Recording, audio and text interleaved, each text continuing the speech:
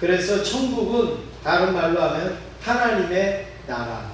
이 하나님의 나라를 지금 보여주시고자 말씀을 하는데, 과연 천국이 어떤 곳인지, 또 어떻게 천국은 확산되는지 그걸 잘 보여주는 그런 말씀입니다. 그래서 오늘 본문을 천국은 어떤 곳인가로 정했습니다. 우리 옆에 있는 분하고 인사하시겠습니다. 천국이 알고 싶습니다.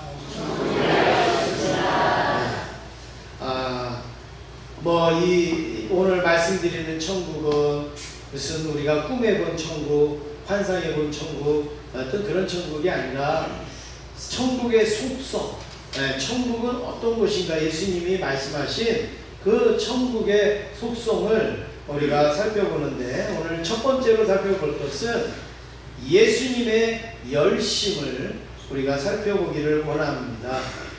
예수님은 이 땅에 오셔서 크게 사역을 세 가지로 나눌 수가 있습니다. 그 세 가지의 사역을 집중적으로 표현한 구절이 있는데, 마태복음 4장 23절에 예수님의 사역을 한 번에 표현한 그 말씀이 있습니다. 우리 한번 같이 읽어보도록 하겠습니다. 시작. 예수께서 온 갈릴리에 두루 다니사 그들의 회당에서 가르치시며 천국 복음을 전파하시며 백성 중에 모든 병과 모든 약한 것을 고치시니.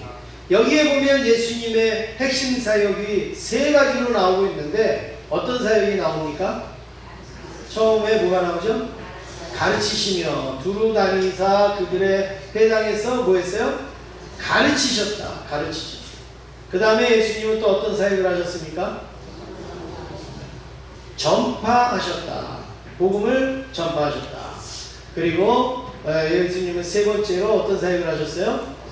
고치셨다. 마음의 문제와 그리고 육체의 질병과 우리의 삶의 어려운 것들을 고치시는 일을 예수님이 하셨어요. 그래서 예수님의 사역은 이렇게 세 가지로 크게 나눌 수가 있습니다. 가르치시고, 그리고 전파하시고, 그리고 고치시는 그런 사역을 하셨는데, 어느 사역 하나 대충 하시지 않았습니다. 어느 사역 하나 그냥 이렇게 그냥 쉽게 하시지 않았습니다. 예수님은 가르치시는 일을 하시든 전파를 하시는 일이든 고치시는 일을 하시든 최선을 다해서 하셨어요. 힘을 다해서 하셨는데, 특별히 오늘은 이 예수님의 사역을 말씀드리는 날이 아니기 때문에 예수님이 오늘 가르치셨다, 이 부분만 한번 얼마나 열심히 가르치셨는지, 얼마나 힘을 다해서 가르치셨는지를 우리가 한번 살펴보면, 예수님은 가르치시는데 때와 장소를 구분하지 않으셨어요. 때와 장소를 가리시지 않았어요.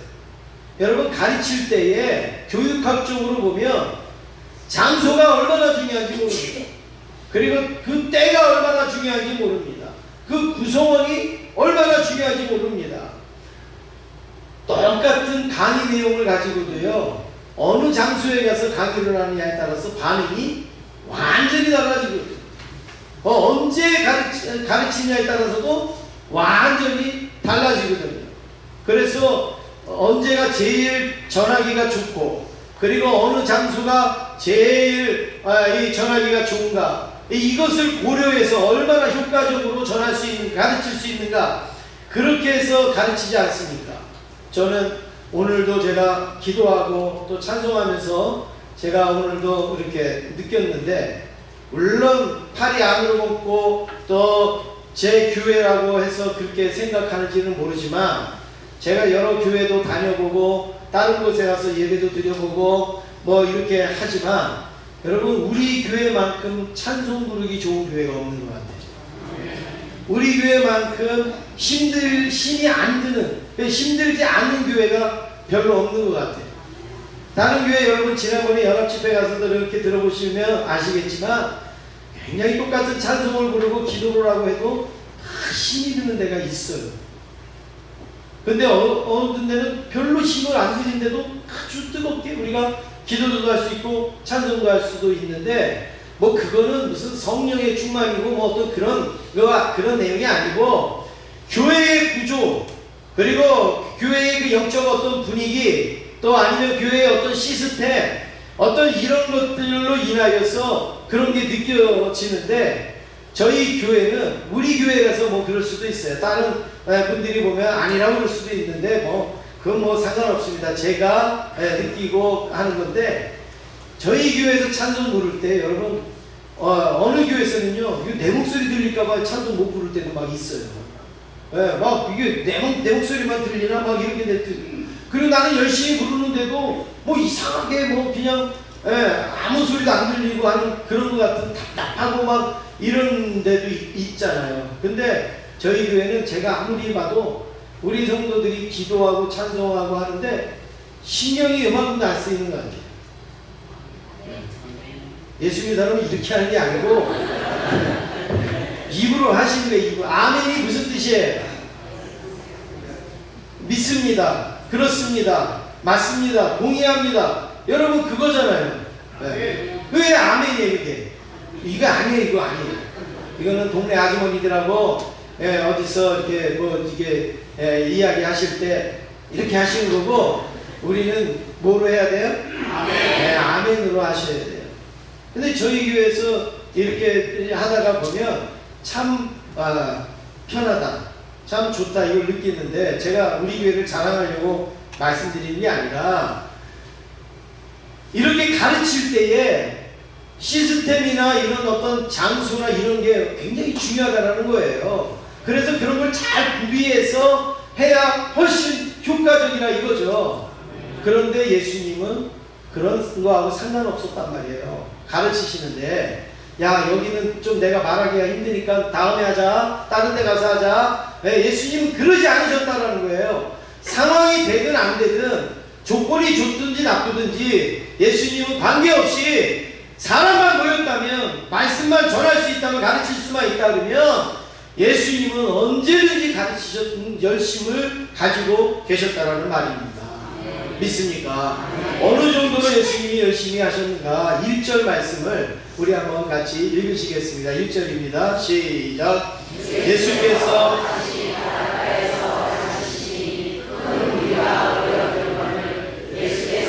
바다에 떠 있는 배에 올라 앉으시고 온 무리는 바닷가 육지에 있더라. 지금 예수님이 가르치기가 얼마나 어려운 상황에 놓여 있는지를 우리에게 보여주는 그 현장이 있습니다. 지금 모인 그 무리들이 모인 곳이 어디예요? 바닷가. 그리고 이 모인 사람들은 어느 정도로 모였어요? 어느 정도로 모였어요? 네? 예. 저기 큰 무리라고 단어가 있는데 구태여 다른 말로 말씀하실 이유가 뭐가 있습니까? 뭐 여러 명, 많은 사람, 뭐 이렇게 그냥 저기 있는 대로 하는 게 제일 편하잖아요, 그죠? 네, 거기 모인 사람들은 얼마큼 모였어요? 큰 무리. 장소는 어디에? 바닷가. 여러분, 조금만 우리가 가르쳐 보신 분은 알겠지만 바닷가에서 가르치는 일이 쉬울까요? 어려울까요? 어렵죠. 말도 잘 안 들려요, 바닷가는. 예, 파도도 있고 뭐 바람도 있고 잘 안 들리고 뻥 뚫려 있어갖고 이게 뭐 안 돼요. 그런데 사람도 몇 명이 아니라 어떻게 해요? 큰 무리가 있어요. 큰 무리라고 하는 거는 30명, 뭐 100명 이 정도가 아니에요. 예수님은 적어도 모였다 그러면 5,000명 막 이렇게 모이니까, 여러분 큰 무리라는 거는 이거 지금 구름대 같은 그런 사람들이 모인 거예요. 이 사람들이요, 이렇게 조금씩만 이렇게 움직여도요, 그 버적거리는 소리 때문에 들리지도 않는 거예요. 제가 부교육자에 뭐 서울에서 아주 훈련을 아주 세게 받은 그 부교육자로 있을 때는 그 목사님이 굉장히 예배에 대해서 좀 철저하고 하셨는데, 어느 정도인가 하면 예배 시간에 뭐 이렇게 주보를 만진다든지 아니면 이렇게 성경책을 넘긴다든지 그러면 혼났어요. 부시작거리고. 뭐 저 뒤에서 성경책 이렇게 넘기는 게 뭐 들리겠습니까? 근데 조용한 가운데서는 들려요. 그런데 지금 바닷가에, 바닷가. 그리고 큰 무리들이 거기에 모여 있습니다. 아주 가르치기에 제일 나쁜 환경, 가르치기에 제일 안 좋은 그런 환경에 놓여 있습니다. 그러면 예수님이 여기 지금 장소가 안 좋아. 여기 지금 내가 이게 말할 수 있는 어떤 이 상황이 너무 안 좋아. 다음에 모입시다. 다음에 오면 내가 잘 가르쳐 줄게요. 천국에 대해서 이야기할게요. 예수님은 그렇게 미루지 않았어요. 그리고 포기하지 않았어요. 어떻게 해서라도 이들에게 가르쳐야 되겠다. 어떻게 해서라도 이들에게 천국을 알려야 되겠다. 이걸 예수님이 하신 거예요. 그래서 어떻게 했느냐, 오늘 말씀해 보니까 예수님이 배에 올라타신 거예요. 그리고 약간 바다로 들어가셨어요. 그리고 그 무리들은 어떻게 앉았냐면 해변가로 쫙 삥 둘러서 이렇게 앉으신 거예요. 여러분 그림이 이렇게 그려지시죠? 해변가에 삥 둘러서 그 수많은 분들이 앉고 예수님은 배를 띄워서 어느 정도로 딱 가셨어요. 그리고서 하나님의 나라에 대해서 가르치셨는데, 저도 뭐 공학적으로 뭐 이런 거 뭐 제가 잘 모르지만 저도 책이나 이런 데서 보면 예수님이 이 당시에 너무나도 안 좋은 환경에서 말씀을 가르치는 상황이었지만 지금 예수님이 취하신 이 행동은 너무나도 합리적인 행동을 하셨다. 너무나도 아주 좋은 방법을 택하셨다. 그 상황에서 가장 효과적으로 말씀을 전할 수 있고 가르칠 수 있는 방법이 바로 예수님이 바다 안에 들어가고 그리고 군중들이 그 주변에 이렇게 앉는 것이 가장 전달력이 좋은 그런 시스템이라는 거예요. 왜 그런가 하면 이 육지에서 저 바다 쪽으로 말을 하면 그리 가지를 않는다는 거예요. 바람이 내륙으로 부니까. 그리고 파도도 이렇게 치니까. 그런데 예수님이 이제 저 안쪽에 들어가 계셨기 때문에 거기서 말씀을 하니까 육지로 싹싹 들어오는 거죠. 육지로 전달이 되어지는 거예요. 또 옛날 사람들은 원형 경기장을 만들잖아요. 원형 경기장. 여러분 원형 경기장은 많은 사람이 앉기도 하지만 그 원형 경기장에서 마이크가 없어도 이 메시지를 던지면 다 들리는 거예요. 그래서 제가 성지순례 가서 이스라엘에 원형 경기장에를 갔어요. 원형 경기장에 가서 이제 거기 가서 예배를 드리는데 여러분 원형 경기장이 계단이요 수십 개예요. 수십. 우리가 사진으로 보면 요만하지만 진짜 거기 가서 보면요 이 계단이요 수십 개예요. 어디냐 저 하늘까지 있는 것 같아요. 삥 둘러서 있어요. 근데 그때 이 앞에 서서 그 누군가가 연설을 하고 얘기를 하면 저 뒤에까지 다 들렸다는 거 아니에요. 그러니까 앉아있죠. 그래서 제가 가자마자 예배를 드리는데 저는 저 위로 뛰어 올라갔어요. 그래서 저기 맨꼭대기 맨 뒤에 맨꼭대기에 가서 제가 예배를 드리는데 신기한 건요 잘 들려요. 저기 뒤에 꼭대기에 올라가서 드리는데 마이크도 없고 확성기도 없고 그냥 이렇게 앉아서 예배를 드리는데요. 이렇게 공간이 그렇게 이제 들리게끔 된 거지 시스템이 된 거죠. 그래서 저 뒤에 앉아서 듣는데 정말 뭐 이 마이크 같이 스피커 같이 들리지는 않지만 그래도 귀 기울이고 조용하면 오히려 그렇게 하는 게 더 우리는 더 잘 들을 수 있겠구나. 너무 귀에 잘 들리니까 그냥 우리는 그냥 이렇게 대충 들을 때가 많은데 그런 때 있으면 어떻게 합니까? 귀를 기울이겠죠. 신경을 막 쓰고서 듣겠죠. 그러니까 잘 들릴 수도 있고 이해를 잘 할 수도 있고 딴 생각을 못 할 수도 있는데 그거 정도는 아니지만 그 바닷가에서 효과적으로 전할 수 있는 방법은 바로 예수님이 그렇게 하시는 거예요. 그 정도로 예수님은 당신이 배에 올라가서 그들에게 말씀을 가르치실 정도로 예수님이 열심히셨다. 다음으로 미루거나 그리고 포기하지 아니하셨고 예수님은 이 모인 사람들에게 하나님의 나라에 대해서 가르치시고 하나님의 나라를 알리시기 위하여서 어떤 방법으로 전하면 좋을까 하다가 배 위에도 올라가서 복음을 전하시는 그 정도의 열정과 열심, 장애물이 필요 없는 거예요. 어려운 일이 상관이 없는 거예요. 그냥 복음을 전하는. 제가 이 말씀을 준비하면서 제 주일학교 때를 생각해 봤어요.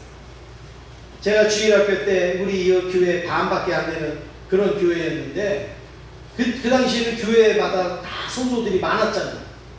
교회는 작았는데 성도들은 많았어요.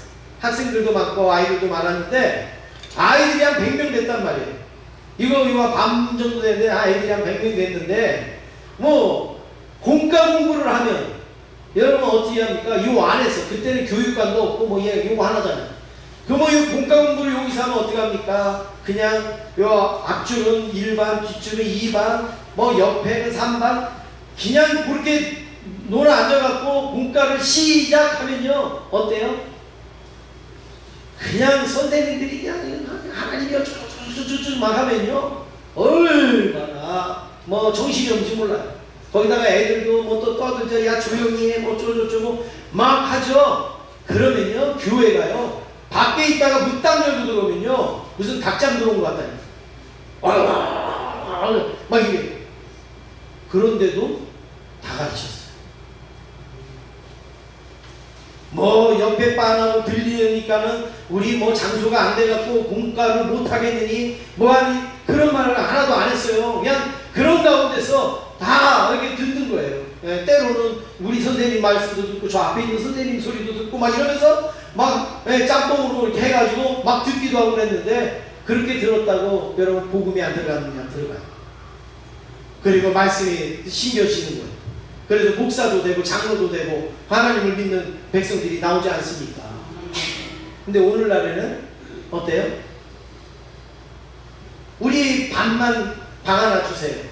뭐 어떻게 해주세요. 뭐 어떤 이런 거 막 우리 너무 어수선해서 공과 공부 안 돼요. 여러분 예수님은 그런 소리 한마디도 안 했단 말이죠. 예수님은 바닷가든 어디든 그냥 사람만 있다면 들을 수만 있다면 전할 수만 있다면 예수님은 복음을 전하셨습니다. 가르치셨습니다. 사랑하는 성도 여러분, 오늘 우리도 주님을 섬기는데 장애가 있을 수 있어요. 불편함이 있을 수가 있어요. 예, 안 좋음이 있을 수가 있어요. 그런데 여러분 그게 우리가 미룰 일이 아니고 그게 우리가 포기할 일이 아니라는 거예요.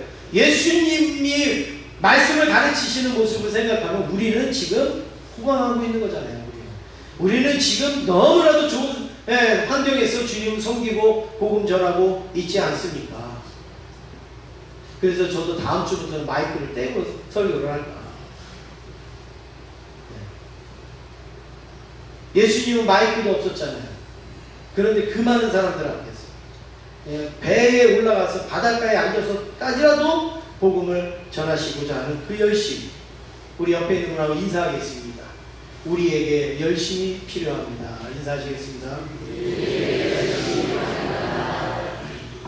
두 번째로 천국의 비밀, 이제 천국의 비밀을 우리가 살펴보면 예수님이 그렇게 열심히 전한 내용이 뭐냐면 천국의 비밀을 그 비유로 말씀하셨는데 여러분 보이는 거하고 보이지 않는 거하고 어느 게 전달하기가 어렵죠? 네? 예, 보이지 않는 것을 알려주고 전달하는 게 훨씬 더 어렵죠. 그래서 피아노 이러면은 이게 피아노 이러면 우리는 쉽잖아요. 그런데 피아노 소리 이러면은 여러분 그 소리를 어떻게 우리가 설명을 합니까? 굉장히 어렵잖아요. 천국도 보이면 예수님이 가르쳐 주시기 쉽지만 천국은 보이지가 않기 때문에 천국을 가르쳐 주신다는 건 어려워요. 그런데 그 바닷가에 모인 사람들 거기에서 그 천국을 설명하는 게 얼마나 어렵겠냔 말이에요. 칠판이 있는 것도 아니고 화면이 있는 것도 아니고 마이크가 있는 것도 아니고 아무것도 없는데 그냥 목소리 하나만 가지고 천국을 설명해야 된단 말이에요. 예수님은 이렇게 설명하기 어려운 것을 예수님은 어떻게 설명하셨냐면 비유로 설명하셨어요. 그래서 성경에 비유가 나오는 거는 우리가 잘 알아듣지 못하고 우리가 잘 깨닫지 못하는 것들을 이해하기 쉽게 그리고 그거 속성을 알 수 있도록 표현하신 방법이 바로 비유입니다. 그래서 오늘 3절부터 8절에 보면 씨 뿌리는 비유가 나와요. 씨 뿌리는 비유. 씨 뿌리는 비유가 나오는데 여러분 이 씨 뿌리는 이 비유는 우리가 쉽게 말씀드리면 씨를 뿌리는 분은 누구예요? 누굴까요? 씨를 뿌리는 자, 하나님이에요. 하나님이 씨를 뿌리시는 거예요. 그러면 하나님이 무슨 씨를 뿌릴까요? 씨가 뭘까요? 씨가 뭘까요? 하나님의 말씀. 그리고 그걸 어디다 뿌릴까요? 처음 들어보세요? 어디다 뿌려요? 예? 예. 우리 엄지도 땅에다 뿌리시고. 그 밭에다 뿌리죠, 씨를. 다시 합니다. 여러분 이걸 잘 들으셔야 돼요. 씨를 뿌려요. 누가 뿌려요? 하나님이. 그 씨가 뭐예요? 말씀. 네. 그럼 어디다 뿌려요? 네, 밭에다가 그거를 뿌리는 거예요. 이게 천국이라는 거예요. 이게 무슨 내용일까? 이제 그 구체적으로 우리가 이제 살펴보면 여러분 우리나라와 팔레스타인하고 그 씨 뿌리고 거두고 하는 것이 다르다는 걸 인식해야 돼요. 예수님은 지금 우리나라의 환경에서 말씀한 게 아니라 그 당시에 팔레스타인의 환경에서 말씀을 하시는 건데 여러분 우리나라의 밭이다 이러면은 어떻습니까? 밭이 어떻게 생겼어요? 장로님 밭에 돌멩이가 하나라도 있어요? 없어요? 예? 있어요? 근데 거의 없잖아요. 그쵸?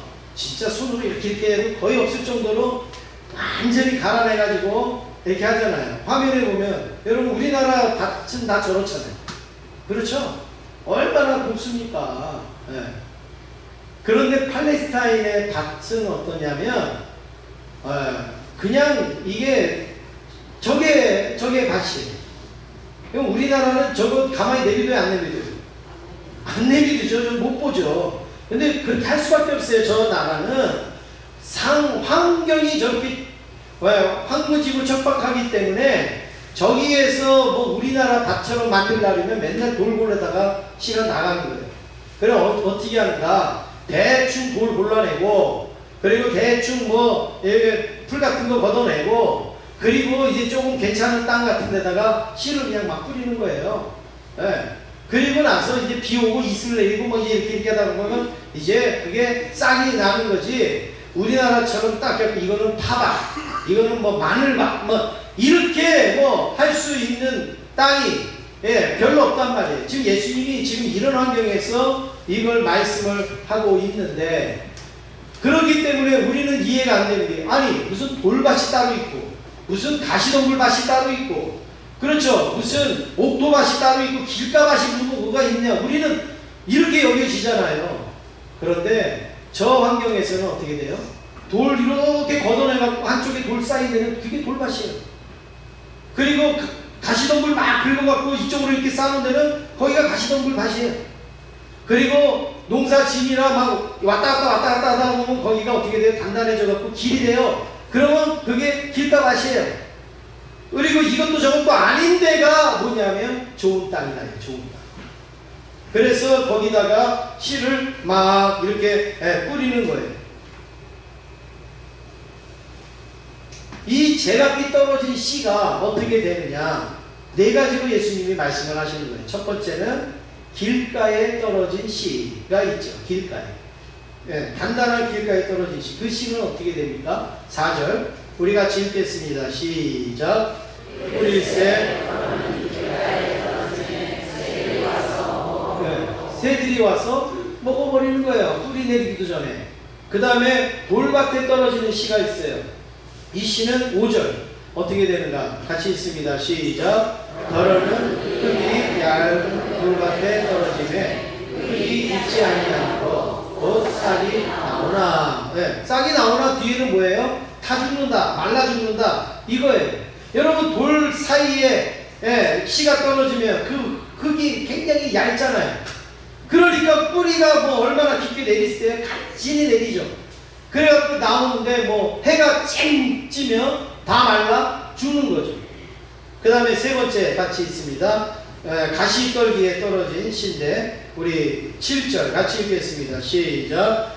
너는 가시떨기에 떨어지네 가시가 자라 기운을 다음으로 결실하지 못하였고. 네. 가시덤을 걷어냈어요. 그리고 씨를 이렇게 뿌렸어요. 그랬는데 나중에 보니까 그 밑에서 뭐가 나와요?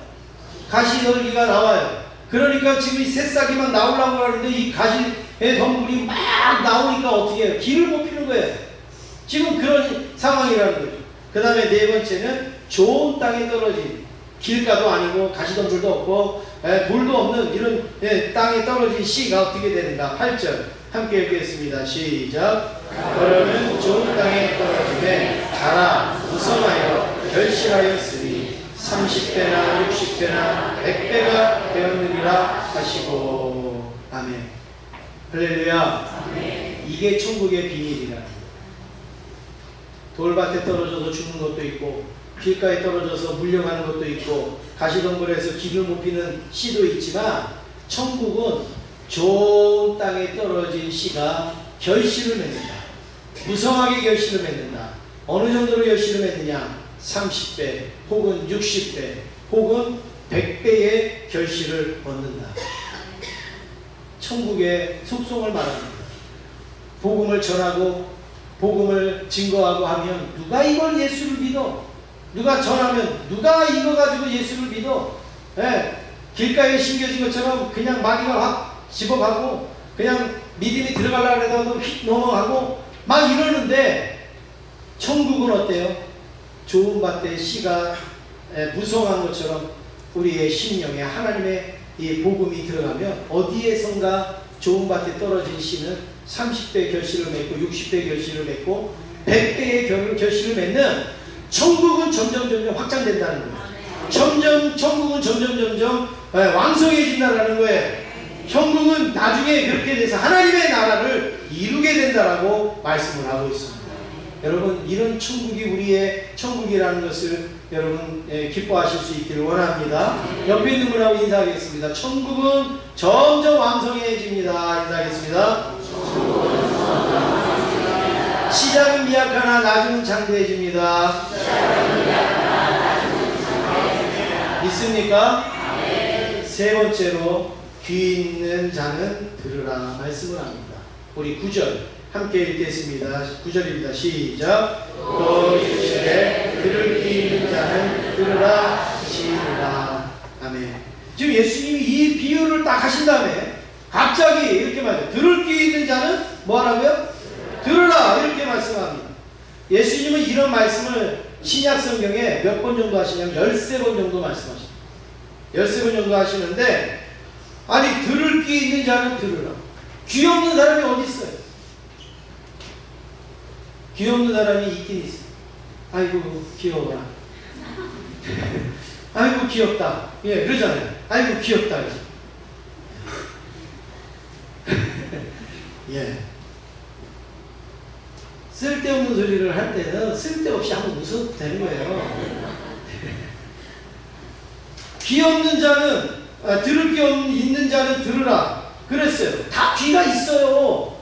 그런데 뭘 들을 귀가 있고 들을 귀가 없다 그렇게 말씀합니다. 여기서 들을 귀 있는 자는 들으라 이 말씀이 뭐냐면 들었으면 행해라 들었으면 움직여라 들었으면 그렇게 살아라 이거예요.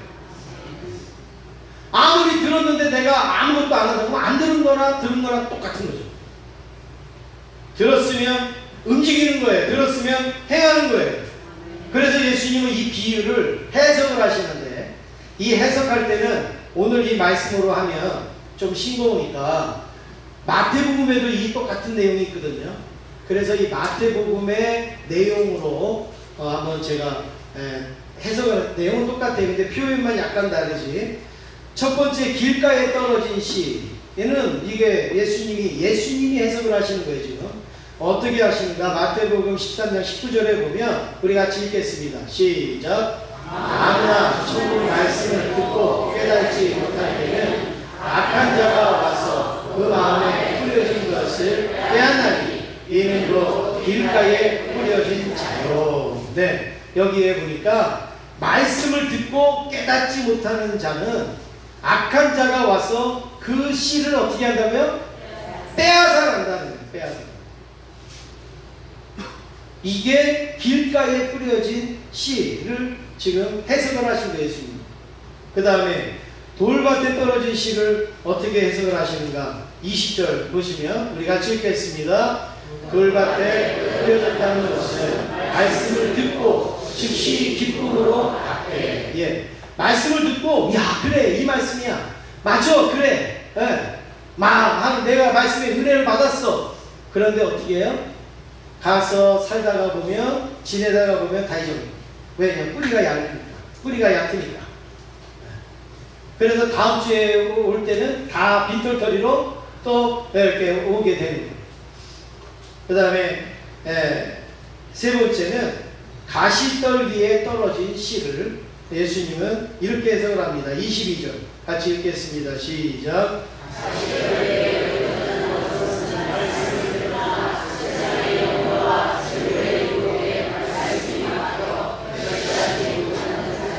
예, 말씀을 들었어요. 그리고 은혜를 받았어요. 그리고 아주 좋았어요. 그런데 어떻게 해요?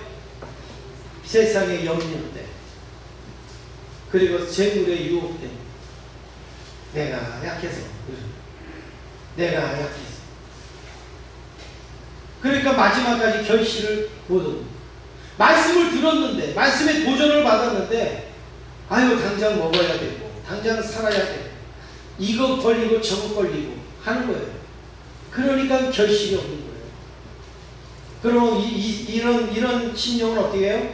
은혜는 맨날 받는데 결실은 하나도 없으니까 아무것도 없는 거예요. 여러분 이 가시떨기에 뿌려졌다 이거를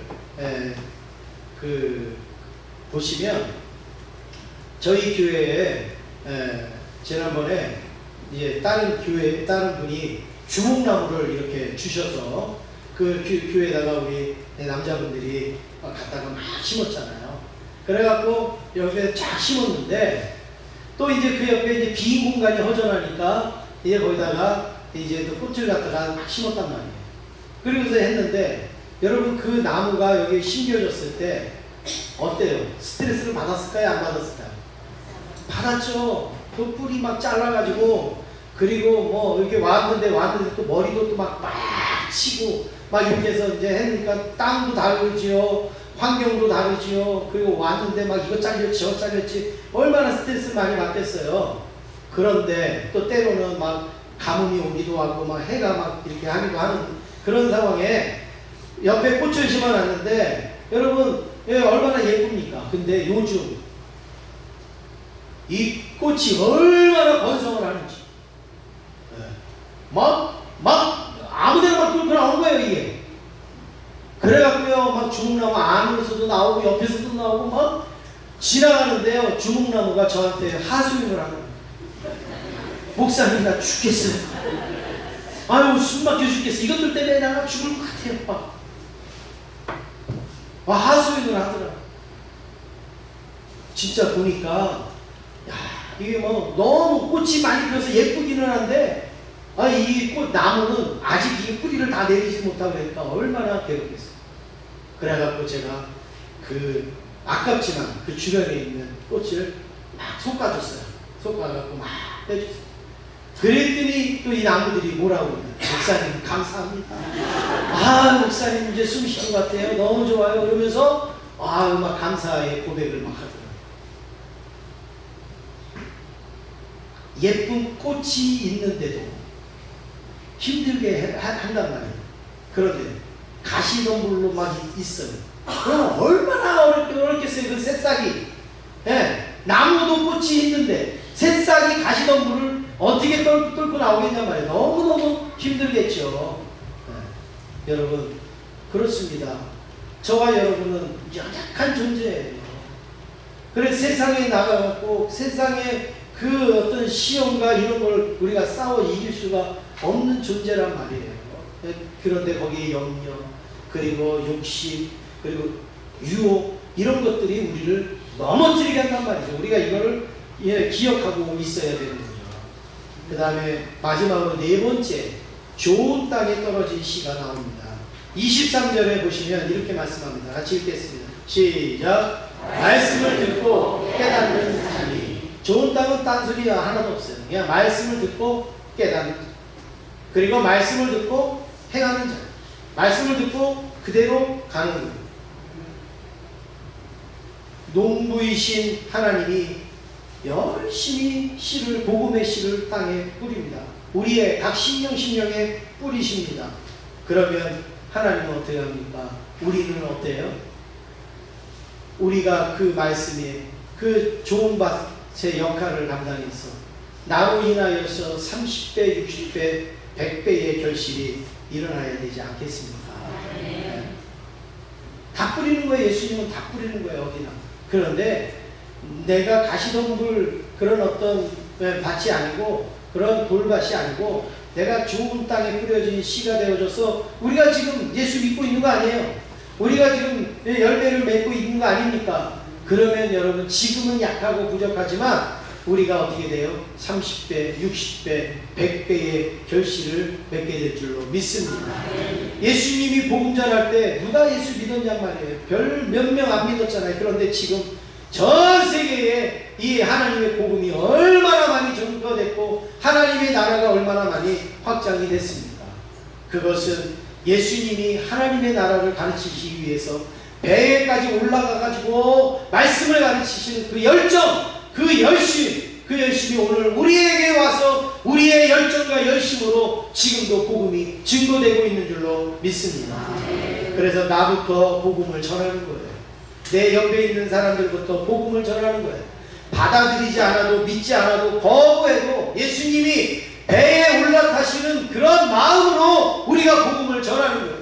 행복축제가 이제 11월 달에 있을 텐데, 여러분, 이 예수님의 이런 열정과 이런 열심을 가지고 우리도 복음을 전하면, 여러분, 그 중에 옥토가 있단 말이에요. 그 중에 좋은 밭들이 있단 말이죠. 거기에만 복음이 떨어지면 30배, 60배, 100배 결실을 맺는 것은 문제도 아니라는 말씀입니다. 포기하지 마시기 바랍니다. 네, 뒤로 미루지 않기를 원합니다. 그래서 디모데 전서 4장 2절에 보면 이런 말씀을 합니다. 우리 같이 읽겠습니다. 시작. 너는 말씀을 전하라. 때를 얻든지 못 얻든지 항상 힘쓰라. 범사에 오래 참음과 가르침으로 정책하며 경계하며 걸어라. 할렐루야. 너는 말씀을 뭐하라요? 예수님이 전파한 것처럼 우리도 전파. 때를 어떤지 못 얻든지, 좋은 때냐 나쁜 때냐 관계없이 항상 힘쓰라. 여러분, 오늘 저와 여러분들이 하나님의 복음이 우리 안에 들어와서 우리로 하여금 결실하게 한 이 은혜가 여러분들을 통해서 말씀이 전파되기를 원하고, 때를 얻든지 못 얻든지 항상 힘쓸 수 있기를 원합니다. 그래서 우리 어렸을 때 불렀던 찬송이 있지 않습니까? 복음을 심었습니다. 복음이 싹이 났네요. 복음이 자랐습니다. 몇 배요? 30배 맺었습니다. 복음을 심었습니다. 복음이 싹이 났네요. 복음이 자랐습니다. 몇 배요? 60배 맺었습니다. 복음을 심었습니다. 같이 하겠습니다. 복음이 싹이 났네요. 복음이 자랐습니다. 몇 배요? 100배 맺었습니다. 할렐루야. 기도하겠습니다. 하나님, 감사합니다.